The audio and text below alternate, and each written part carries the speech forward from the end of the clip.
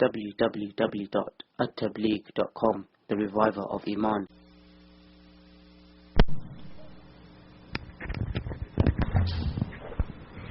Assalamu alaikum wa rahmatullahi wa barakatuh. Inshallah, our respected guest, Hazrat Shaykh Sahib, will be addressing us right now, inshallah, in Urdu, and thereafter we will have a short summary of what the Shaykh has mentioned in English, inshallah. Jazakumullah.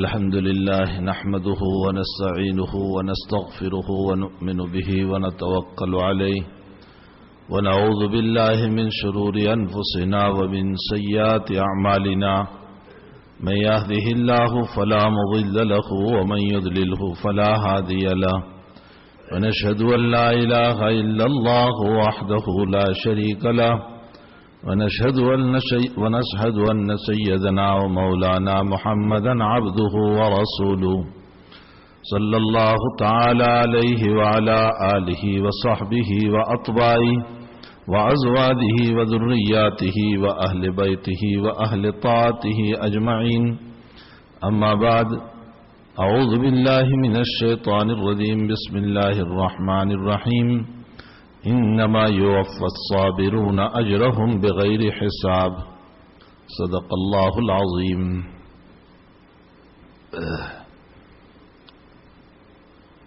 الله أكبر الله أكبر لا إله إلا الله والله أكبر الله أكبر ولله الحمد. الله أكبر الله أكبر لا إله إلا الله والله أكبر الله أكبر ولله الحمد. اللہ اکبر لا الہ الا اللہ واللہ اکبر وللہ الحمد. بزرگوں، بھائیو، دوستو، عزیزو، صبر ایک بہت بڑی چیز ہے. اللہ تعالیٰ نے دنیا کو خوشی اور غمی کا سنگم بنایا، اور دنیا خوشی اور غمی سے ملی ہوئی ہے. یہاں 100% خوشی بھی نہیں اور یہاں 100% غمی بھی نہیں.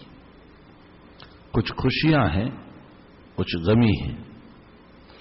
بعض روایتوں میں ہے کہ جب ہمارے باپ آدم علیہ السلام کا پتلا تیار ہوا تو اللہ تعالیٰ نے 39 ڈیز 39 دن غموں کی بارش برسائی اور ایک دن خوشی کی بارش برسائی.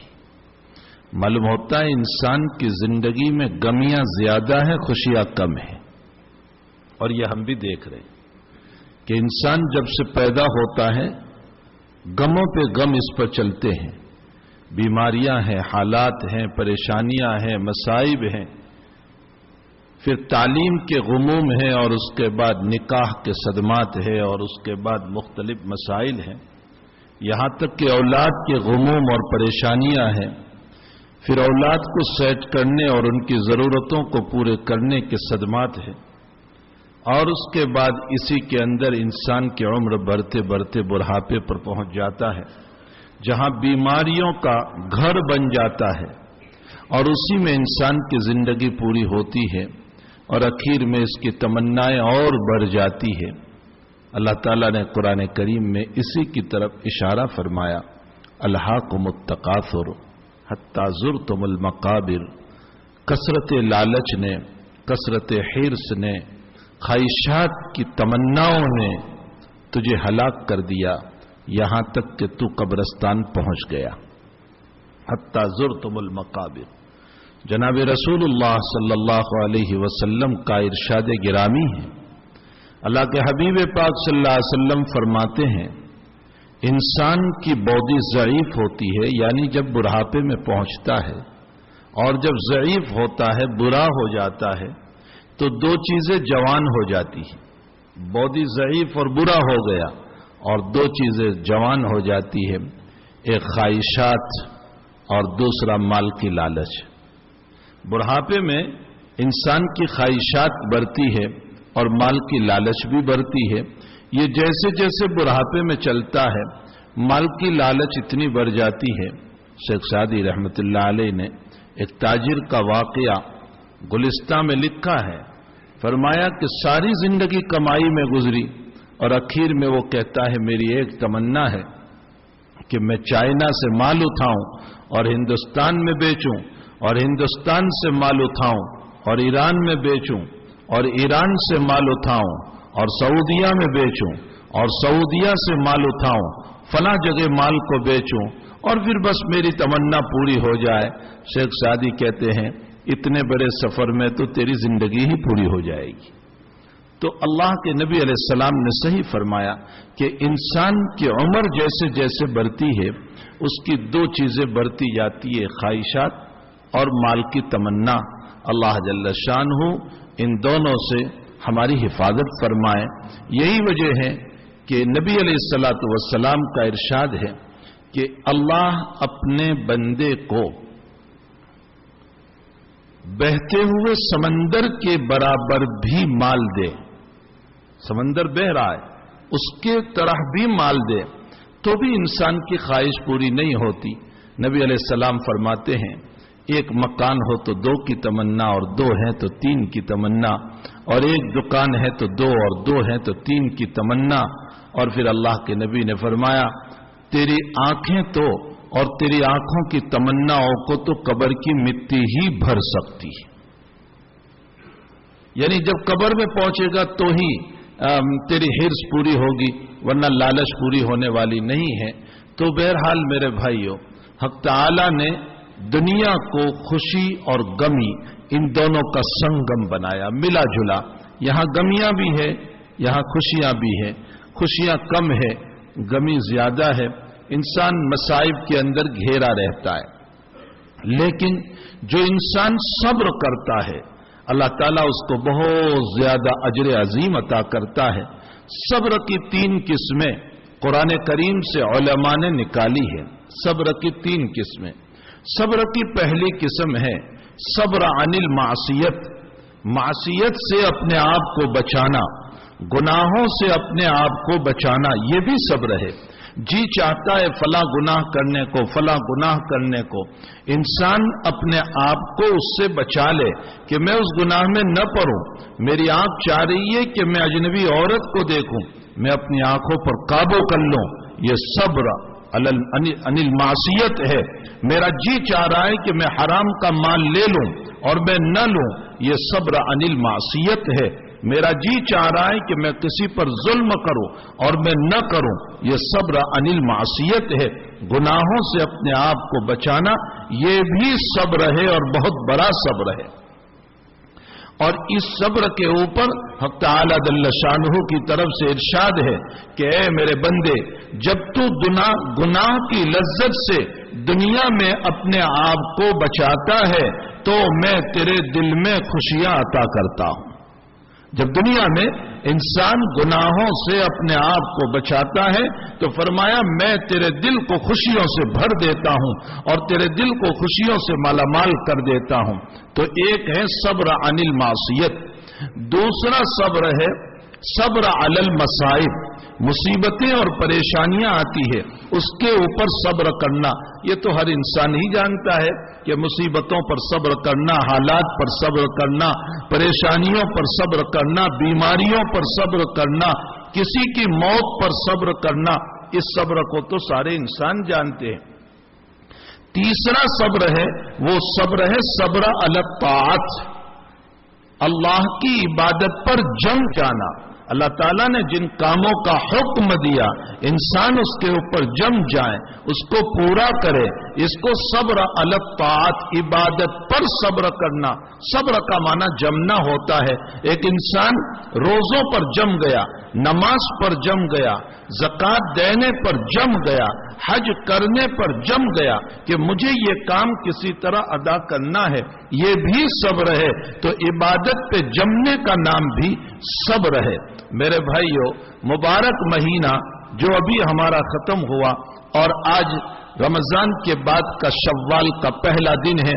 اس بارے تعالیٰ نے، اس رب کریم نے، اس ذوالجلال والاکرام نے، اس مالک کائنات نے، اس خالق ارض و سما نے ہمیں ایک مہینہ یہ کہا تھا کہ تم پورا مہینہ میں جو وقت تمہیں بتاتا ہوں اس وقت میں بھوکے رہنا، پیاسے رہنا، بیوی سے علیحدہ رہنا، دور رہنا، مخصوص جو وقت ٹائم میں تمہیں دیتا ہوں صبح صادق سے لے کر غروب آفتاب تک حق تعالی جل شانہ کی طرف سے پورا مہینہ ہمیں جو کہا گیا، بندوں نے اللہ کی مرضی پر چل کر صبر الگ طاعت کیا، اس عبادت پر جم گئے اور یہ سوچا کہ میری بیماری ایک طرف، میری پریشانی ایک طرف، میرا شوگر ایک طرف، میرا ضعف ایک طرف، کچھ بھی ہو جائے لیکن میں اللہ کے فریضے کو نہیں چھوڑوں گا.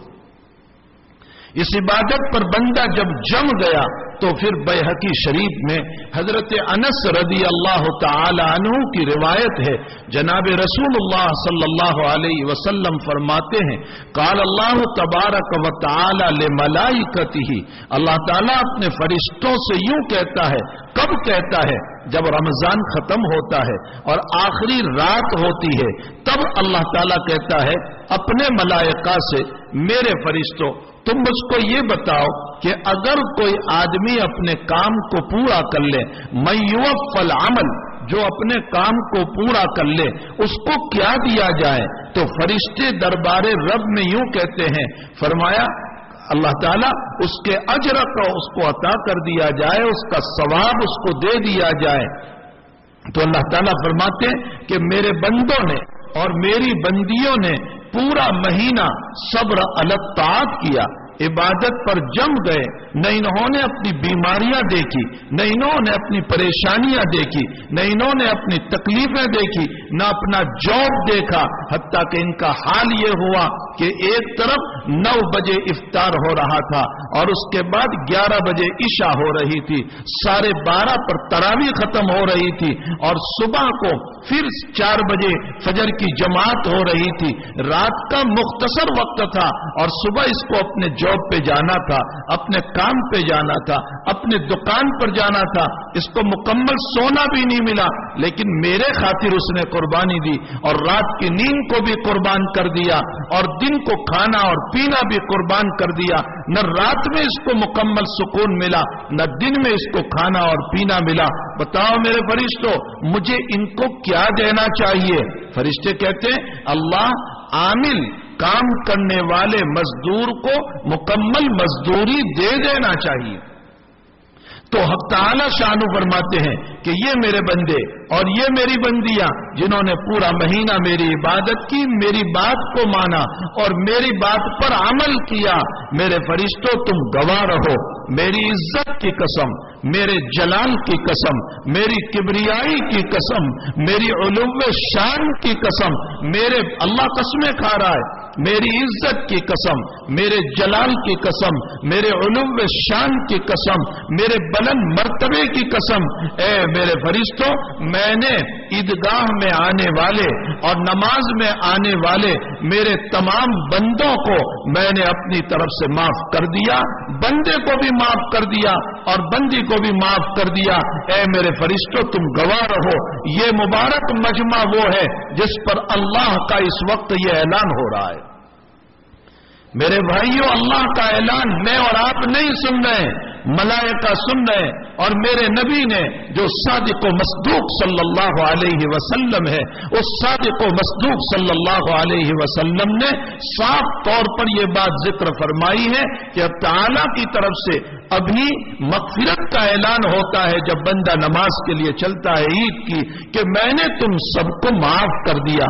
لیکن اللہ کی رحمت، مجھے اس وقت ایک بات عرض کرنا ہے، اللہ کی رحمت کیسی ہے؟ اس نے ایک طرف حکم دیا کہ میری عبادت کرو، دوسری طرف وہی مولا کہتا ہے کہ جتنا کہا اتنا کرنا، اس سے زیادہ نہ کرنا. عبادت کرو، جتنا کہا اتنا کرنا، اس سے زیادہ نہ کرنا. فرمایا عمل میں تو تم کو اتنا ہی کرنا پڑے گا، ثواب میں تمہیں بہت کچھ عطا کروں گا. بدلہ، ثواب اور اس کے بدلے میں نیکی جو ہے اس میں زیادتی ہوگی، عمل میں زیادتی نہیں ہوگی۔ میں آپ کو ایگزامپل سناؤں، ظہر کی نماز میں آپ نے فرمایا، پہلے تو اللہ کے حبیب پاک صلی اللہ علیہ وسلم حدیث قدسی میں یوں بیان فرماتے ہیں، اللہ جل شانہ فرماتے ہیں ان العبد يتقرب الى اللہ تعالی بالفرائض، بندہ اللہ سے قریب ہوتا ہے فرض نمازوں کے ذریعے سے، فرائض کے ذریعے سے بندے کو اللہ کا تقرب نصیب ہوتا ہے، رواہ البخاری۔ اچھا، فرض نماز اتنی اونچی کہ اس سے تقرب نصیب ہوتا ہے؟ فرمایا ہاں۔ اب لے لو ظہر کی نماز، ظہر کی 4 رکعت سے اللہ کا تقرب نصیب ہوا، تو یہ بندہ یوں سوچنے لگے کہ باری تعالیٰ جب اس سے تقرب نصیب ہوتا ہے تو میں 4 کی 5 کیوں نہ پڑھ لوں، 4 کی 6 کیوں نہ پڑھ لوں، اس سے تو تیرا تقرب نصیب ہوتا ہے۔ اللہ کہتا ہے 4 کہیے 4 ہی پڑھنا، ثواب میں زیادتی ہوگی، عمل میں زیادتی نہیں ہوگی۔ مبارک مہینہ رمضان کا پورا ہوا، فرمایا یہ اتنی بڑی عبادت ہے، روزہ اتنی بڑی عبادت ہے، الصوم لی وانا اجزی بہ، روزہ میرے لیے ہے، میں اپنے ہاتھوں سے بدلہ عطا کروں گا قیامت میں۔ اللہ کہہ رہا ہے میں اپنے ہاتھوں سے بدلہ عطا کروں گا۔ اچھا، جب تو اپنے ہاتھوں سے بدلہ دینے والا ہے تو پھر میں یہ کیوں نہ کروں کہ اور روزے رکھ لوں، آج بھی میں روزہ رکھ لوں۔ اللہ کہتا ہے اگر تو نے چاند ہو جانے کے بعد اور شوال کی پہلی تاریخ کے ثابت ہو جانے کے بعد اگر تو نے روزہ رکھا تو تو نے حرام کام کیا، بلکہ سمجھ لے میرے بندے کہ بجائے ثواب کے تجھے گناہ ہوگا۔ جو روزہ تقرب کا ذریعہ، جو روزہ ثواب کا ذریعہ، لیکن اس پر اللہ کہہ رہا ہے کہ میرے بندے جتنا میں نے کہا اتنا ہی تجھے کرنا ہوگا، اس سے زیادہ نہیں کرنا ہوگا۔ معلوم ہوتا ہے عمل میں زیادتی نہیں کرنا ہے۔ رب کریم کہتے ہیں جتنا میں نے کہا اسی کو کر لو، البتہ ثواب میں خوب عطا کروں گا۔ اللہ کتنا ثواب تو دے گا؟ فرمایا انما یوفی الصابرون اجرهم بغیر حساب، عبادت پر جمنے والوں کو بے حساب ثواب عطا کروں گا، تم گن بھی نہیں سکو گے، اتنا تمہیں ثواب عطا کروں گا۔ اور کتنا ثواب دے گا؟ من جاء بالحسنۃ فلہ عشر امثالها، فرمایا تم 1 نیکی کرو گے میں 10 نیکی عطا کروں گا۔ اور کتنا ثواب عطا کرے گا؟ واللہ یضاعف لمن یشاء، فرمایا 700 ضعف، 700 گنا ثواب دوں گا۔ اور کتنا؟ واللہ یضاعف لمن یشاء، اور جتنا اخلاص زیادہ ہوگا اتنا میں تمہیں ثواب عطا کروں گا۔ تو میرے بھائیو، یہ اللہ کی رحمت ہے، یہ اللہ کی رحمت ہے کہ اعمال میں زیادتی نہیں کرنا ہے، ثواب میں اللہ کی طرف سے زیادتی ہوگی، البتہ نفلی اعمال میں زیادتی کرنا ہے۔ جو اعمال نفل ہیں، جیسے نفل نماز ہے، نماز نفلی روزے ہیں، اس میں تم زیادتی کر سکتے ہو، لیکن اس میں بھی حدود کی رعایت ہوگی۔ نبی کریم صلی اللہ علیہ وسلم نے جتنا بتایا اسی کے مطابق کرنا ہوگا۔ اللہ کے حبیب سے ثابت ہے کہ رات میں استغفار کرتے تھے، وبالاسحار هم یستغفرون، قرآن کریم نے خود بیان کیا۔ نبی علیہ السلام رات میں نماز میں تلاوت قرآن کرتے تھے، کانوا قلیلا من اللیل ما یہجعون، رات میں بہت کم سوتے ہیں اور تلاوت قرآن کرتے ہیں۔ یہ سارے اعمال ہیں، لیکن اللہ کے نبی سے پوری رات کی بیداری ثابت نہیں ہے۔ نبی علیہ السلام نے پوری رات کی بیداری نہ کر کے امت کو اس بات کی تعلیم دی تم عبادت اتنی کرو گے جتنی عبادت کی گنجائش ہوگی، اپنی ذات پر ظلم نہیں کرو گے، اپنی ذات پر ظلم نہیں ہوگا۔ اسی لیے اللہ کے حبیب پاک صلی اللہ علیہ وسلم مسجد میں گئے، ایک رسی لٹک رہی تھی، آپ نے پوچھا یہ رسی کیسی لٹک رہی ہے؟ تو بتایا کہ یہاں ایک عورت ہے زینب نامی، وہ رات میں عبادت کرتی ہے اور اپنے بالوں کو اس رسی سے باندھ دیتی ہے، نفلی نماز پڑھتی ہے، جب نیند آتی ہے اور جھونکا لگتا ہے تو بال کھینچتے ہیں، نیند اڑ جاتی ہے۔ اللہ کے حبیب نے فرمایا اللہ ثواب دینے سے نہیں تھکے گا، تم ہی عبادت سے تھک جاؤ گے۔ اپنی ذات پہ ظلم نہ کرو. 3 صحابی اللہ کے نبی علیہ السلام کے حضرت عائشہ کی خدمت میں آئے اور فرمایا کہ نبی تو بخشے بخشائے ہیں, معصوم ہیں, آپ کا کوئی گناہ نہیں, ہمیں تو بہت زیادہ عبادت کی ضرورت ہے. ایک نے قسم کھا لی میں پوری رات جاگوں گا, ایک نے قسم کھا لی میں روزانہ روزے رکھوں گا زندگی بھر, ایک نے قسم کھا لی میں بیوی کے پاس نہیں جاؤں گا. اللہ کے حبیب پاک صلی اللہ علیہ وسلم کو پتا چلا, آپ نے صحابہ کو اس عمل سے روکا اور آپ نے فرمایا انا اصلی و ارقد, میں رات میں نماز بھی پڑھتا ہوں سو بھی جاتا ہوں, انا اصوم, میں روزہ رکھتا بھی ہوں, و افطر, چھوڑ بھی دیتا ہوں, و اتزوج النساء, اور میں عورتوں سے نکاح بھی کرتا ہوں. مطلب رات میں نہ سونا اپنی ذات پر ظلم کرنا ہوا, ساری زندگی روزے رکھنا اپنی ذات پر ظلم کرنا ہوا, بیوی کے پاس نہ جانا اپنی ذات پر ظلم کرنا ہوا.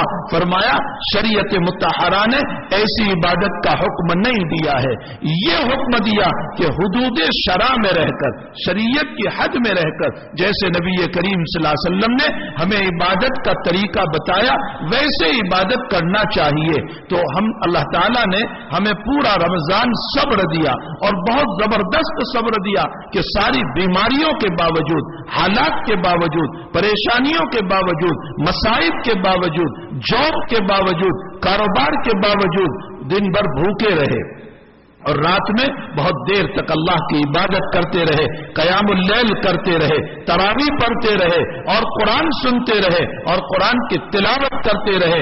ظاہر سی بات ہے اللہ تعالیٰ انہی صابرین سے متعلق فرماتے ہیں انما یوفی الصابرون اجرہم بغیر حساب, میں بے حساب صبر کرنے والوں کو, عبادت پر جمنے والوں کو میں بے حساب ثواب عطا کروں گا.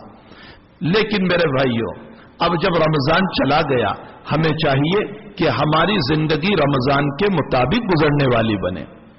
یہ نہ ہو کہ آج سے ہماری نمازیں چھوٹ جائیں, یہ نہ ہو کہ آج سے ہم سنیما میں جائیں, یہ نہ ہو کہ آج سے ہم ٹیلی ویژن کھول کر ڈرامے دیکھنے بیٹھ جائیں, یہ نہ ہو کہ ہم گندی باتیں اپنی زبان سے بولنے لگ جائیں, یہ نہ ہو کہ ہم لعن طعن ملامت اور غیبت کرنے بیٹھ جائیں.